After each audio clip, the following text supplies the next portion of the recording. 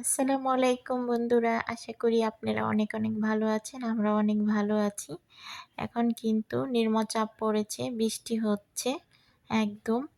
বৃষ্টির দিনে কি করার মন চায় যে প্রতিদিনই খিচুড়ি খাই।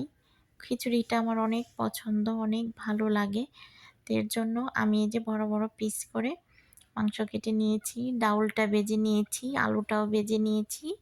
এখন রান্না করব বোনা খিচুড়ি। চলুন বোনা খিচুড়িটা রান্না করে নিচ্ছি। আপনারা সাথেই থাকুন কিভাবে রান্না করি।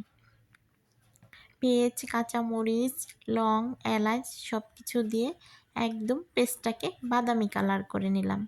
তারপর 2 চামচ আদা বাটা দিয়ে দিলাম। এখন বাকি মশলাগুলো এক এক করে দিয়ে দিচ্ছি। দেখতে থাকুন।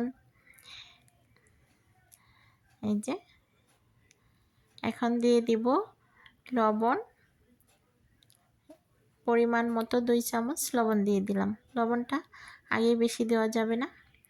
আর এই যে মরিচের গুঁড়োটা 1.5 চামচ দিয়ে দিলাম। এখন দিয়ে দিব হলুদের গুঁড়ো 1 চামচ। একদম হলুদ মরিচ বেশি দেওয়া যাবে না, তাহলে খাওয়া যাবে না।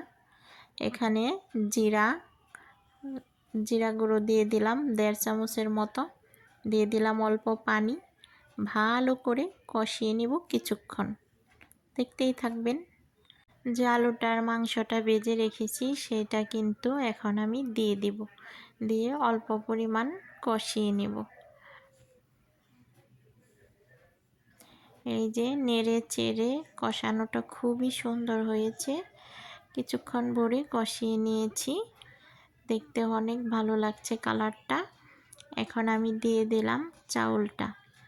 এখানে আমি 2 পট চাউল, আধা পট ডাউল, আধা পট মসুরির ডাউল, আধা পট মুগের ডাউল পানি দিয়ে পরিমাণ মতো ঢাকা দিয়ে রাখলাম। ও ফাঁকে খিচুড়িটা হোক। আর পাশে আমি যে টিকাটা দেখাচ্ছি, টিকাটাও ভেজে নিব। এই যে খিচুড়িটা কিন্তু হয়ে গেছে। ঢাকা দিয়ে রেখে এখন আমি টিকাটা ভেজে আজকে থাকবে। এটাও একটা চিকেন টিকা, চিকেন দিয়েই করা হয়েছে।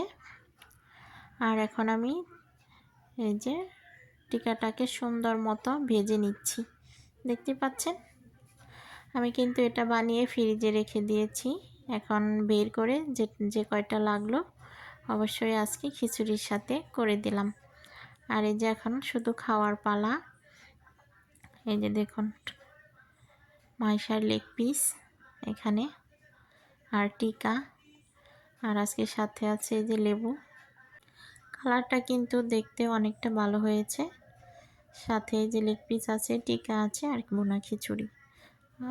আজকে খাবারটা জমে যাবে, সেই হবে। তার আগে আমি একটু খেয়ে দেখছি মাইশার এখান থেকে।